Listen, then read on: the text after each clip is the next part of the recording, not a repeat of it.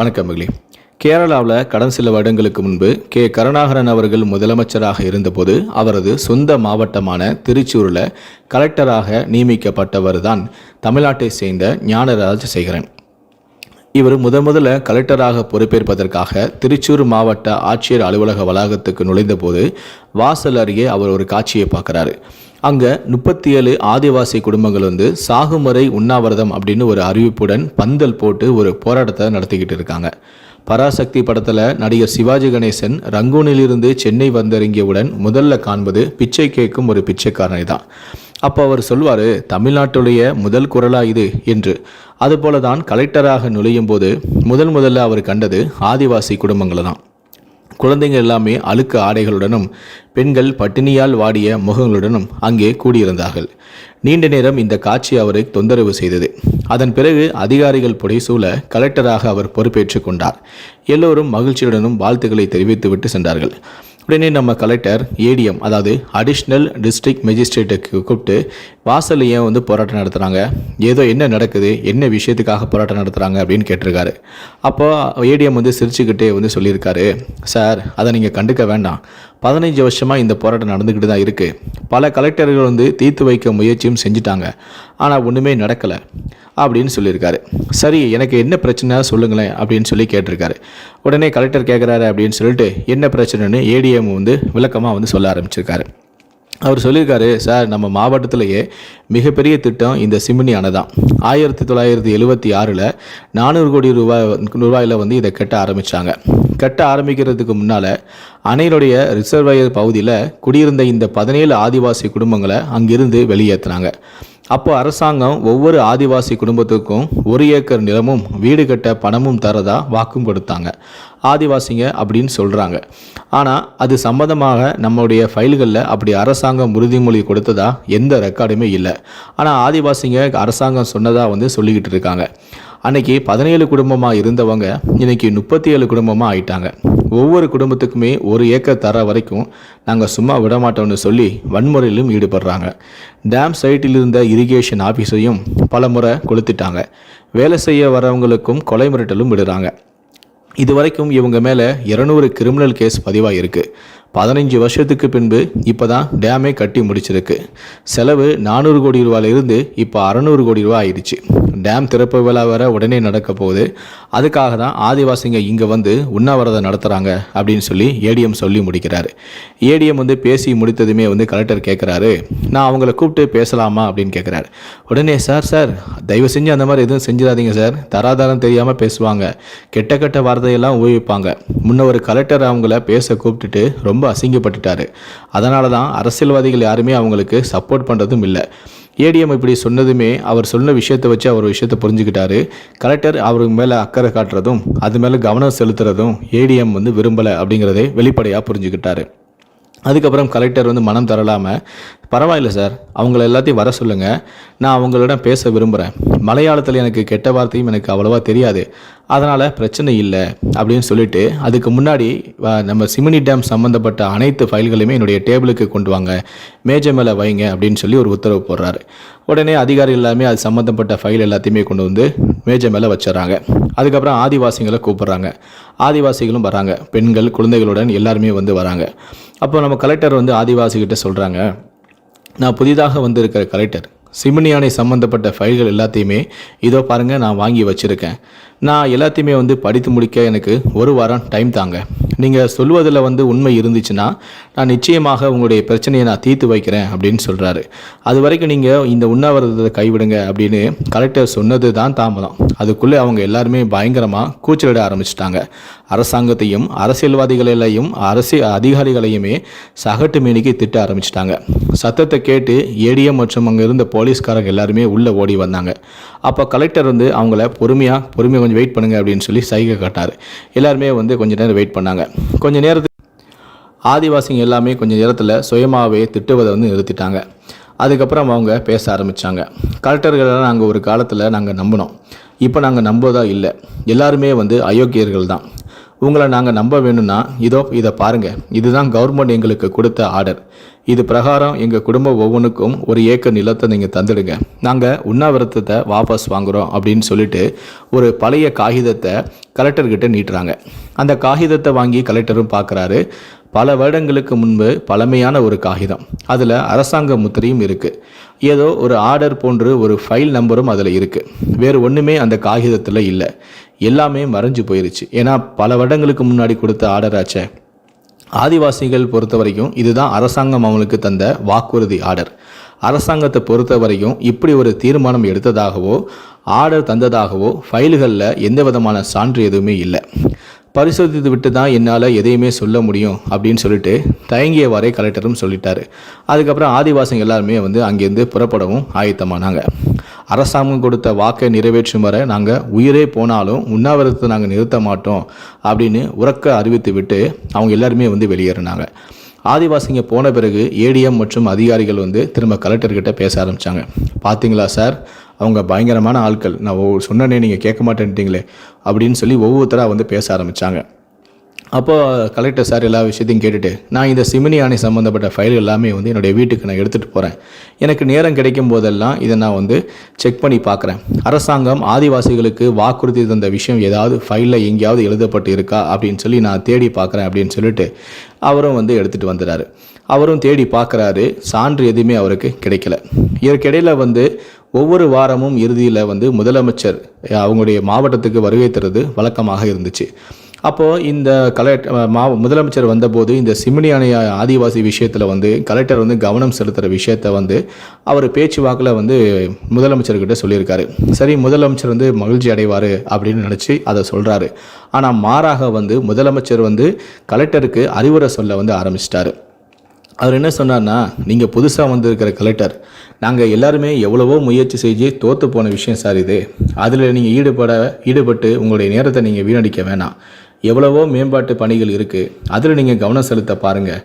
அதனால் அப்படின்னு சொல்லிட்டு போனதால் கலெக்டர் ஒரு முடிவு பண்ணுறாரு. இரவு நேரங்களில் மட்டுமே இந்த சிமினி யானை சம்மந்தப்பட்ட ஃபைல்களை புரட்டி பார்க்க ஆரம்பிக்கிறார். மற்ற நேரங்கள்லாம் மற்ற விஷயத்தை பார்க்க ஆரம்பிக்கிறார். இப்படியே 6-7 இரவுகள் கழிஞ்சிருச்சு. ஒரு நாள் அவருக்கு ஒரு நள்ளிரவு இப்படி ஃபைலை பார்த்துட்டு இருக்கும்போது ஒரு யுரேக்கா அவருக்கு கிடைக்கிது. அதாவது என்னென்னா, 1976 முதல் சிமினி யானை சம்பந்தப்பட்ட 4-5 தனித்தனி ஃபைல்கள் இருந்து வந்ததுக்கு. அதுக்கப்புறம் அரசாங்கத்தில் ஒரு கடைபிடிக்கக்கூடிய ஒரு வழக்கம்படி ஒரே விஷயத்தை சம்பந்தப்பட்ட தனித்தனி ஃபைல்களை எல்லாமே கிளப் செய்து ஒரே ஒரு பெரிய ஃபைலாக ஆக்கிட்டாங்க. இப்படி ஒரே ஃபைல் ஆக்கும்போது அதில் இருக்கக்கூடிய தனித்தனி ஃபைல்கள் எல்லாத்துக்குமே ஒரே ஒரு சீரியல் நம்பர் தான் கொடுப்பாங்க. அப்படி தான் 1976 தயாரான முதல் ஃபைலின் ஒரிஜினல் பக்க நம்பர்கள் இங்கே பேனாவிலும் எழுதப்பட்டிருக்கு. எல்லா ஃபைல்களுமே கிளப் செய்யப்பட்டவுடன் அது எல்லாமே பால் பாயிண்ட் பேனாவால் புதிய சீரியல் நம்பர்கள் கொடுக்கப்பட்டிருக்கு. பால் பாயிண்ட் நம்பர்கள் 1976 ஃபைல் முதற்கொண்டு லேட்டஸ்ட் ஃபைல் வரை தொடர்ச்சியாக இருக்குது. ஆனால் 1976 ஃபைலில் இங்கே பேனாவிலுடைய நம்பர் எழுதப்பட்டிருக்குல்ல, பின்பற்றி இருக்குல்ல, அதில் பார்த்தீங்கன்னா பக்கம் எண் 25க்கு பிறகு 30ஆம் நம்பர் தான் வருது. இடையில ஒரு 4 பக்கங்களை காணும். இந்த காணாமல் போன இந்த 4 பக்கங்கள் ஏன் ஆதிவாசிகள் ஆதிவாசிகளுக்கு கொடுத்த ஆர்டராக இருக்கக்கூடாது அப்படின்னு சொல்லி கலெக்டருக்கு மண்டியில் உரைக்குது. அப்போ தான் அவருக்குள்ள ஒரு விஷயம் தோணுது. ஆதிவாசிங்க கலெக்டர்கிட்ட காட்டின அந்த காகிதம் நிச்சயமாக அரசாங்க பேப்பர் அப்படிங்கிறத எந்த விதமான சந்தேகமும் இல்லை. ஏன்னா அதில் அரசு முத்திரை இருந்துச்சு. ஆனால் அதற்கு கீழே எந்த விவரமும் இல்லை. பல வருடங்கள் ஆனதால் அவை எல்லாமே அழிஞ்சு போயிருக்கலாம்.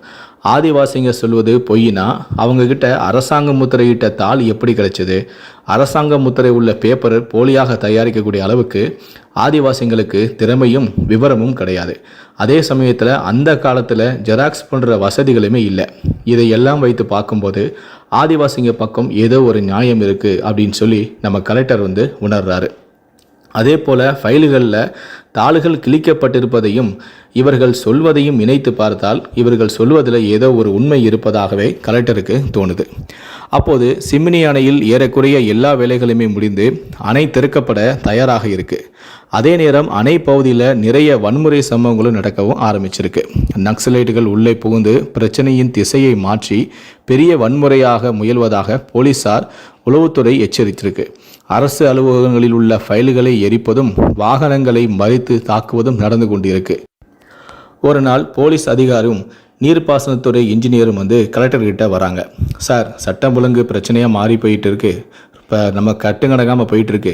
நீங்கள் ஒரு ஆர்டர் கொடுத்தீங்கன்னா போலீஸை வச்சு அதை நம்ம கையாளவும் கட்டுப்படுத்தவும் முடியும் அப்படின்னு சொல்லி கலெக்டர்கிட்ட பெர்மிஷன் கேட்குறாங்க.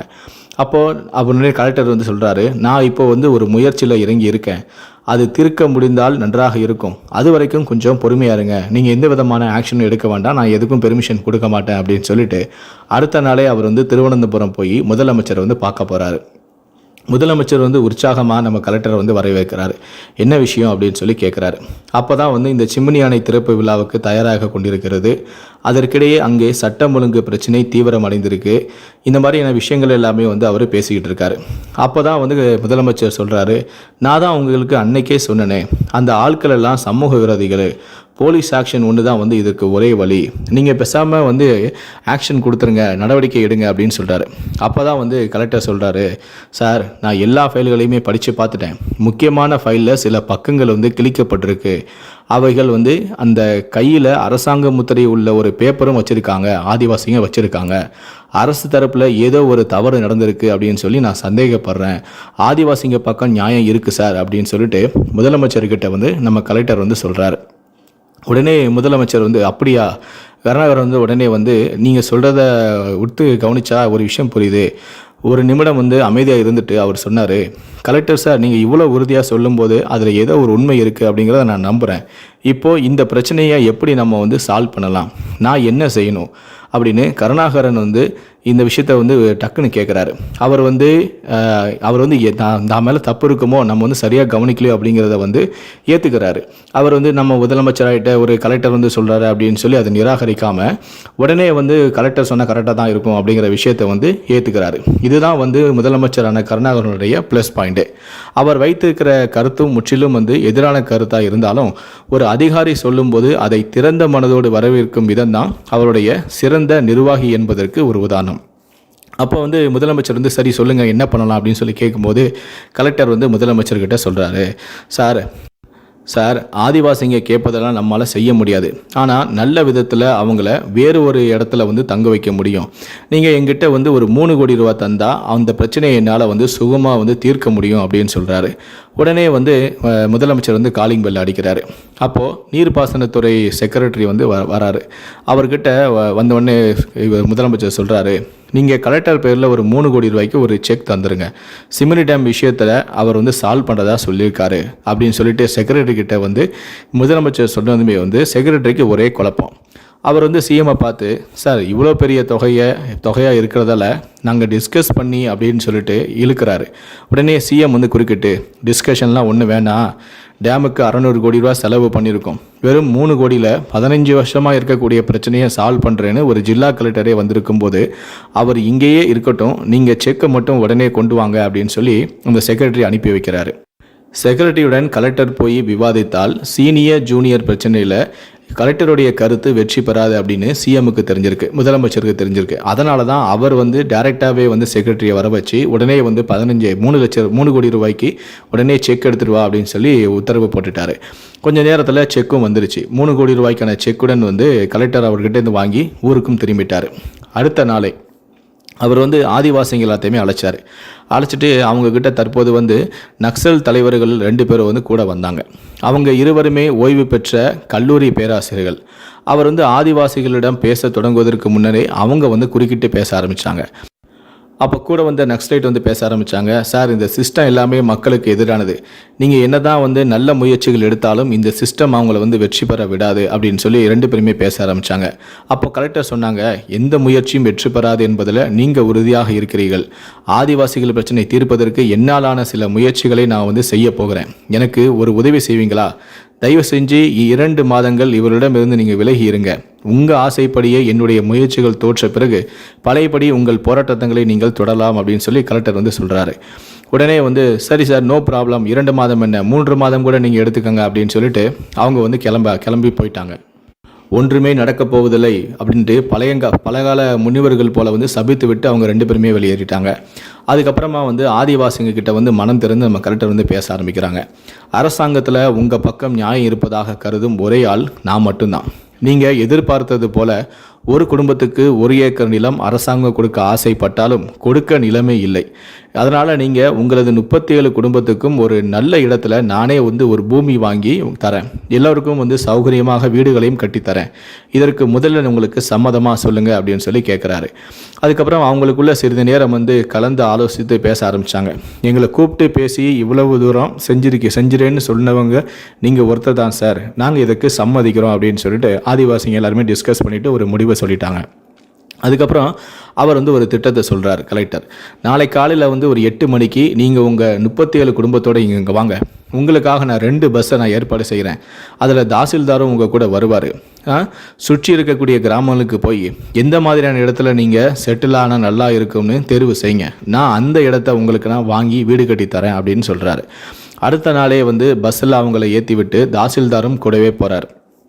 அவங்கள நன்றாக நடத்துங்க, காலை மாலை பகல் மாலை என 3 வேளையும் அவங்களுக்கு சாப்பாடு வாங்கி கொடுங்க அப்படின்னு வில்லேஜ் ஆஃபீஸர்களுடன் உதவியுடன் இடங்களை காட்டுங்கன்னு சொல்லி கலெக்டர் வந்து உத்தரவு போடுறாரு. ஆதிவாசி குடும்பங்கள் எல்லாமே ஒரு நாள் முழுவதும் தாசில்தாருடன் பஸ்ஸில் வந்து பயணம் செய்து பல ஊர்களுக்கு போகிறாங்க. ஆனால் எங்குமே அவர்கள் இடம்பெயர்வதற்கு ஏதுவாக ஒரு இடத்துல அவர்களால் கண்டுபிடிக்கவே முடியலை. ஊராக போகிறாங்க. கடைசியில் நைட்டு 8 மணி ஆயிடுச்சு. அப்போ கூட அவங்களால கண்டுபிடிக்கவே முடியல. கடைசியில் ஆஃபீஸுக்கே எல்லாரும் வந்து திரும்பி வராங்க. திரும்பி வந்து கலெக்டர் வந்து பார்க்குறாங்க. சார், நாங்கள் ஒரு நாள் முழுக்க அலைஞ்சிட்டோம் சார், நிலமே கிடைக்கல, எங்கே போனாலும் நிலமில்லைன்னு சொல்கிறாங்க அப்படின்னு சொல்லிட்டு ஏதோ வந்து எங்களுக்கு இப்போ ஒரு புதிய நம்பிக்கை வந்திருக்கு சார், உங்களை தான் நாங்கள் நம்புகிறோம் அப்படின்னு சொல்லிட்டு ஆதிவாசிகளுடைய மூத்தவராக ஒருத்தர் வந்து சொல்கிறாரு. சார், ஒரு நாள் ஃபுல்லாகவே நாங்கள் அலைஞ்சு பார்த்துட்டோம், எங்களுக்கு கிடைக்கல, உங்கள் மேலே நாங்கள் முழுசாக வந்து நம்பிக்கை எங்களுக்கு வந்துருச்சு. இதுவரைக்கும் குற்றவாளியாகவும் கொலையாளியாகவும் தான் நாங்கள் போலீஸ் ஜீப்பில் நாங்கள் போயிருக்கோம். எங்கள் வாழ்க்கையிலேயே முதல் முறையாக தாசில்தார் கூட அரசாங்க விருந்தாளி மாதிரி இன்றைக்கி தான் நாங்கள் வந்து பிரயாணமே செஞ்சுருக்கோம். சார், இனிமேல் நாங்கள் வரணும்னு இல்லை, நீங்கள் எந்த இடத்த வாங்கி தந்தாலும் அங்கே நாங்கள் போய் தயாராக இருக்கோம் சார், எங்களுக்கு நல்லது தான் நீங்கள் நினைப்பீங்க செய்வீங்கன்னு எனக்கு நாங்கள் நம்புகிறோம், எங்களுக்கு புரிஞ்சிருச்சு அப்படின்னு சொல்லிட்டு அவங்க கிளம்பிட்டாங்க. நீங்களே எங்களுக்கு ஒரு நல்ல இடமா பார்த்து தாங்க அப்படின்னு சொல்லிட்டு போயிட்டாங்க. அடுத்த நாளே வந்து மாவட்டத்தில் இருக்கக்கூடிய அனைத்து வில்லேஜ் ஆஃபீஸர்களையும் கூட்டத்தையும் அவர் கூட்டுறாரு கலெக்டர். கூட்டிட்டு இந்த 37 ஆதிவாசி குடும்பங்களை வந்து வேறு ஒரு இடத்துல குடியேறதுக்கு நம்ம மாவட்டத்தில் எங்கேயாவது இடம் இருக்கா அப்படின்னு சொல்லி கேட்குறாரு. யாருமே வந்து கொஞ்சம் கூட யோசிக்காமல் எல்லாருமே வந்து இல்லை அப்படின்னு சொல்லிடுறாங்க. உடனே சரி அப்படியா, ஓகே அப்படின்னு சொல்லிட்டு சரி நான் வேறு விஷயங்களை பேசிட்டு கடைசியாக வந்து கலெக்டர் வந்து சொல்கிறாரு, நான் தனிப்பட்ட முறையில் எனக்கு கொஞ்சம் நிலத்தை நான் வாங்கலாம்னு நினைக்கிறேன், நேரடியாக நான் வாங்கலாம்னு ஆசைப்பட்றேன், நல்ல நிலம் ஏதாவது விலைக்கு வந்தால் சொல்லுங்கள் அப்படின்னு சொல்கிறாரு. யார்? இப்போது அந்த ஆதிவாசிகளுக்காக இடத்த கேட்கல, நான் சொந்தமாக வாங்கணும்னு நினைக்கிறேன், ஏதாவது இடம் தான் சொல்லுங்கள் அப்படின்னு சொல்கிறாரு. அப்பவும் வந்து யாருமே வந்து இடம் இருக்குது அப்படின்னு யாருமே சொல்லலை. எல்லாருமே அப்பவும் இல்லை அப்படின்னு சொல்லிட்டு போயிடுறாங்க. கூட்டமும் முடிஞ்சு எல்லாருமே வெளியே போன பிறகு ஒரே ஒரு வில்லேஜ் ஆஃபீஸர் மட்டும் திரும்ப தயங்கியபடி உள்ளே வராரு. உள்ளே வந்து நம்ம கலெக்டரை வந்து தனியாகவே பார்த்து பேசுகிறாரு. சார், என்னுடைய சகோதரருக்கு ஒரு எஸ்டேட் இருக்குது, அதில் ஒரு பாகத்தை விற்கவும் அவர் ஆசைப்படுறாரு, கவர்மெண்ட்டுக்கு தர அவர் விரும்பலை, உங்களுக்கு பர்சனலாக நான் வாங்கலைன்னா உங்களுக்கு வேணும்னா சொல்லுங்கள், நான் வாங்கி தரேன் அப்படின்னு சொல்கிறாரு. அந்த நிலத்தை காண்பதற்கு அவரும் தாசில்தாரும் போயிருக்காங்க. அது மிக செழிப்பான எஸ்டேட்டோடைய நிலம். அந்த நிலத்தில் தென்னை மரம், வாழை, பாக்கு, ஏலக்காய் மரங்கள் எல்லாமே நிறைஞ்சி பசுமையாக காட்சியளிக்கு. உடனே தாசில்தார்கிட்ட நீங்கள் போய் அந்த 37 ஆதிவாசி குடும்பங்களையுமே இங்கே அழைச்சிட்டு வாங்க அப்படின்னு சொல்கிறாரு. இதை கேட்ட தாசில்தார் அதிர்ச்சி ஆகிட்டார். சார், என்ன பர்சனலாக நீங்கள் வாங்குறதுன்னு சொன்னீங்க, இவ்வளோ செழிப்பான நிலத்தை காட்டியிருக்காங்க, இதை போய் நீங்கள் அவங்களுக்கு ஆதிவாசிங்களுக்கு கொடுக்குறீங்களே அப்படின்னு சொல்லிட்டு தாசில்தாருக்கு மனசே கேட்கல. சார், நீங்கள் நான் சொன்ன மாதிரி அவங்களுக்கு அழைச்சிட்டு வாங்க சார் அப்படின்னு சொல்லி கலெக்டர் வந்து சொல்லி விடுறாரு. அதுக்கப்புறம் மறுநாள் 37 ஆதிவாசி குடும்பங்களுமே அங்கே வந்து சேர்றாங்க. அங்கே இருந்தக்கூடிய ஆண்கள், பெண்கள், குழந்தைகள் எல்லாருமே வந்து கலெக்டர் பக்கத்தில் வந்தாங்க. வந்த உடனே கலெக்டர் வந்து நான் இந்த எஸ்டேட் நிலத்தை காட்டி இதுதான் உங்களுக்காக நான் வாங்க போகிற நிலம் அப்படின்னு சொல்லி போய் பாருங்கள் அப்படின்னு சொல்லி கையை காட்டுறாரு. அப்படி சொன்னதுமே வந்து அவங்க எல்லாருமே வந்து ஸ்தம்பித்து நின்றுட்டாங்க. இப்படி ஒரு செழிப்பான நிலம் எங்களுக்கா என்று கேட்பது போன்று அவர்கள் வந்து கலெக்டர் வந்து பார்க்குறாங்க. அவர்களால் அதை நம்பவே முடியலை. அவங்களுக்கு என்ன தோணிச்சோ தெரியலை. ஆண்கள், பெண்கள், குழந்தைகள் அனைவருமே அங்குள்ள மரங்களை எல்லாம் நோக்கி ஓட ஆரம்பிக்கிறாங்க. ஒவ்வொருவருமே மரத்தை கட்டி பிடித்து அழ ஆரம்பிக்கிறாங்க. மரத்தை கட்டி கொண்டு சத்தமிட்டு அழ ஆரம்பிக்கிறாங்க. ஆச்சரியத்தையும் மகிழ்ச்சியையும் நன்றியையும் வெளிப்படுத்த தெரியாமல் இந்த எளிய மக்கள் மரங்களை அணைத்து அழுகிறார்களே, சற்று முன் இவர்களுக்கு இவ்வளவு செழிப்பான பூமியா என்று கேட்ட தாசில்தாரே இந்த காட்சியை கண்டு கண் கலங்குகிறார். அவர் கலெக்டருக்கும் கண்களில் நீர் நிறைய ஆரம்பிக்குது. அந்த சமயத்தில் உலகில் வேறு எந்த சர்வீஸாக இருந்தாலும், அது எப்படிப்பட்ட பதவியாக இருந்தாலும், இப்படி ஒரு தருணத்தை உருவாக்கி தர முடியுமா? இந்த தருணத்தை உருவாக்கி கொடுத்த இந்த ஐஏஎஸ் பதவிக்கு கலெக்டர் மனதளவில் நன்றி சொல்லிக்கிட்டாரு. ஆதிவாசிகள் சார் இது நல்லா இருக்குது சார் என்று சொல்ல முடியாமல் வார்த்தையை தடுமாறுறாங்க, அழுதுகிட்டே இருக்கிறாங்க. நிலத்தினுடைய விலையை தாசில்தார் மூலம் நிர்ணயித்து அவருடைய பேர்லேயே கலெக்டரும் வாங்குறாரு. ஆஃபீஸில் அதுக்கும் 1000 தடைகள் இருக்குது. வேண்டாம் சார், பிரச்சனை வரும், பிறகு நீங்கள் சிறைக்கு எல்லாம் போக வேண்டியிருக்கும், இப்படி செய்யாதீங்க அப்படின்னு சொல்லி தடுக்கிறாங்க. பரவாயில்லை சார் அப்படின்னு சொல்லி துணிஞ்சி அந்த கலெக்டரும் வாங்குறாரு. அந்த ஆதிவாசிகளுக்காக ஒரு நாள் ஜெயிலுக்கு போனாங்க தான் என்ன, அதுக்கு எனக்கு பெருமை தானே அப்படின்னு சொல்லிட்டு கலெக்டரும் அவருடைய பேர்லேயே அதை வாங்குறாரு. வாங்கிட்டு இந்த 37 குடும்பங்களுக்கும் சமமாக பிரிக்கப்பட்டு பிடிஓ மூலமாக எல்லோருக்குமே வீடுகளும் கட்டித்தரப்பட்டு தரத்துக்கான உத்தரவும் சொல்லிட்டாங்க. அதுக்கப்புறம் நீர்ப்பாசனத்துறை அமைச்சருக்கு யாரோ இந்த விஷயத்தை சொல்லிடுறாங்க. உடனே நீர்ப்பாசனத்துறை அவர் உடனே ஃபோன் போட்டு அந்த பணத்தில் ஆதிவாசிகளுக்கு வீடு நிலமும் வாங்கி கொடுத்த ஜில்லா கலெக்டருக்கு தான் பேர் சம்பாதித்து கொண்டார் என்று கோபம் வந்துருச்சு. உடனே அவர் கலெக்டருக்கு ஃபோன் பண்ணி தொலைபேசியில் தொடர்பு கொண்டு பேச ஆரம்பிக்கிறார். நீங்கள் நீண்ட நாளாக தீராமல் இருந்த பிரச்சனையை தீர்த்து வச்சுருக்கீங்க, நல்ல விஷயந்தான். ஆனால் எங்கள் டிபார்ட்மெண்ட்டை கலந்து கொண்டு நீங்கள் காரியங்களை செஞ்சுருந்தா இன்னும் சிறப்பாக இருந்திருக்கும். எனக்கும் அதில் கலெக்டருக்கும் சொன்ன உடனே கலெக்டருக்கும் ஒரு நிமிஷம் சரிதானே, நம்ம அதுதானே கரெக்டு அப்படின்னு சொல்லி அவருக்கும் நியாயமாக பட்டிருக்கு. உடனே என்ன சொல்லியிருக்காங்கன்னா 37 ஆதிவாசி குடும்பங்களுக்கும் முறைப்படி பட்டா வழங்க ஒரு சிறு நிகழ்ச்சியை தாசில்தார் ஏற்பாடு செஞ்சுருக்காரு. நீங்கள் அமைச்சரோட இதை பற்றி நீங்கள் பேசும்போது நீங்களே பட்டாக்களை ஆதிவாசி கைகளை நீங்கள் கொடுங்க அப்படின்னு சொல்லி கேட்டிருக்காரு. அவரும் ஒப்புக்கொண்டுட்டார். இந்த நிகழ்ச்சியை பெரிய அளவில் அவங்க விளம்பரம் செய்யவே இல்லை. பட்டா வழங்கக்கூடிய நாளும் வந்துச்சு. ஆதிவாசி குடும்பத்தின் அனைவருமே வந்துட்டாங்க. மாண்புமிகு நீர்ப்பாசனத்துறை அமைச்சர் அவர்கள் இங்கு வருகை தந்து உங்கள் எல்லோருக்குமே நிலத்துக்கான பட்டாவை வழங்குவார் அப்படின்னு சொல்லி அறிவிப்பு சொல்கிறாங்க. உடனே சந்தோஷமாக இருந்த அவங்க எல்லாருமே கோபமடைய ஆரம்பிச்சிட்டாங்க. அறிவித்தது தான் தாமதம், ஆதிவாசிகள் எல்லாருமே கோபமாக எழுந்து கத்த ஆரம்பிச்சிட்டாங்க. அப்போ ஒருத்தர் சொன்னார், அரசியல்வாதிகள் கையிலேருந்து நாங்கள் பட்டா வாங்க மாட்டோம், நாங்கள் அதை விரும்பலை, கட்டாயம் அவங்கக்கிட்டேருந்து நாங்கள் வாங்கவே மாட்டோம், எங்களுக்கு வீடோ நிலமோ எங்களுக்கு ஒன்றுமே வேண்டாம் அப்படின்னு சொல்லிட்டு எல்லோருமே வெளிநடப்பு செய்ய ஆரம்பிச்சிட்டாங்க. அப்போ உடனே தாசில்தாரை அனுப்பி அவங்கள சமாதானம் செய்ய சொல்லியிருக்காரு கலெக்டர். அதற்குள்ள அமைச்சரிடமிருந்து ஃபோனும் வந்துருச்சு. புறப்பட்டு வரலாமா அப்படின்னு சொல்லி கேட்டிருக்காரு. அப்போது இவர் இந்த விஷயத்தை பக்குவமாக சொல்லியிருக்காரு. சார், ஆதிவாசிங்க பிரச்சனை எல்லாருமே சும்மா முடிஞ்சிருச்சு. 15 ஆண்டுகளாக வன்முறையாக இருந்துச்சு. இப்போ தான் அவங்க சமாதானமாகி இந்த பட்டாவை வாங்க வந்திருக்காங்க. இப்போ அவங்க கோபப்படுறாங்க. உங்கள் கையால் அவங்க வாங்க மாட்டாங்களாம். அரசியல்வாதிகள் அவங்கள புறக்கணிச்சிட்டாங்க. அதனால் அவங்க கோபமாக இருக்கிறாங்க. நாங்கள் யார் கையிலுமே வாங்க மாட்டோம் அப்படின்னு சொல்லி அவங்க பிரச்சனை பண்ணுறாங்க அப்படின்னு சொன்ன உடனே கலெக்டரும் சரி சார், நான் வரலை, நீங்களே உங்கள் கையாலேயே கொடுத்துருங்க. 15 வருஷமாக இருந்த பிரச்சனையை நீங்கள் சுகமாக முடிக்க போகிறீங்க. இப்போ திரும்பவும் நான் எந்த விதமான பிரச்சனையும் பெருசாக விரும்பலை. இந்த பிரச்சனை முடிஞ்சாலே சரி சார், நீங்களே உங்கள் கையாலேயே கொடுத்து இந்த பிரச்சனையை இதோட முடிச்சு விடுங்க அப்படிங்கிற மாதிரி அவரும் சொல்லி ஃபோனை வச்சுட்டாரு. நீர்ப்பாசனத்துறை அமைச்சரே பெருந்தன்மையோடு இப்படி சொன்ன பிறகு நம்ம கலெக்டர் அவருடைய கையாலே ஆதிவாசிகளுக்கு பட்டா வழங்கி இந்த பிரச்சனையை சுகமமாகவே தீர்த்து வச்சிட்டாரு. கொஞ்சம் நேரங்க அப்புறமா முதலமைச்சர் அவருக்கு ஃபோன் பண்ணியிருக்காரு. கலெக்டருக்கு ஃபோன் பண்ணி பாராட்டியிருக்காரு. இந்த பிரச்சனையை நீங்கள் மனிதாபிமானத்தோடு அணுகியானதால் தான் உங்களால் இந்த பிரச்சனையை தீர்க்க முடிஞ்சுது. 15 வருஷமாக எத்தனையோ கலெக்டர்கள் இந்த பிரச்சனையை முடிக்க போராடினாலும் முடியலை. ஆனால் தமிழ்நாட்டில் இருந்து வந்த நீங்கள் இந்த பிரச்சனையை சுகமமாக பேசி யாருக்கும் எந்த விதமான பாதிப்பும் இல்லாமல் முடிச்சிட்டிங்க. 15 ஆண்டுகளாக நாங்கள் போராடிட்டு இருந்தோம் இதை முடிக்க முடியாமல். ஆனால் நீங்கள் கொஞ்ச நாள்லேயே இதை செஞ்சு முடிச்சிட்டிங்க. ரொம்ப மகிழ்ச்சி, ரொம்ப சந்தோஷம் அப்படின்னு மாதிரி. இதுக்கப்புறம் திறப்பு விழாவில் எந்த விதமான பிரச்சனையும் இருக்காது, எல்லாருமே சந்தோஷமாக இருப்பாங்க. அந்த குறிப்பாக அந்த ஆதிவாசிகள் ரொம்ப சந்தோஷமாக இருப்பாங்க அப்படிங்கிற மாதிரி தன்னுடைய மகிழ்ச்சியை வெளிப்படுத்தினார். இப்படி தமிழ்நாட்டில் இருந்து போன கலெக்டர் 15 ஆண்டுகளாக பல கலெக்டர்களாக செய்ய முடியாத ஒரு விஷயத்தை அசால்ட்டாக மனிதாபிமானத்தோட அதை அணுகி முடிச்சிருக்காரு. இதை பற்றி உங்களுடைய கருத்துக்கள் என்ன அப்படிங்கிறத கீழே இருக்கக்கூடிய கமெண்ட் செக்ஷனில் மறக்காமல் சொல்லுங்கள். முடிந்த அளவுக்கு இந்த வீடியோவை மற்றவங்களுக்கும் ஷேர் பண்ணுங்கள். மேலும் இது போன்ற பல வீடியோக்களை பார்க்கணும் அப்படின்னு நினச்சிங்கன்னா மறக்காமல் சேனலை சப்ஸ்கிரைப் பண்ணுங்கள். நன்றி, வணக்கம்.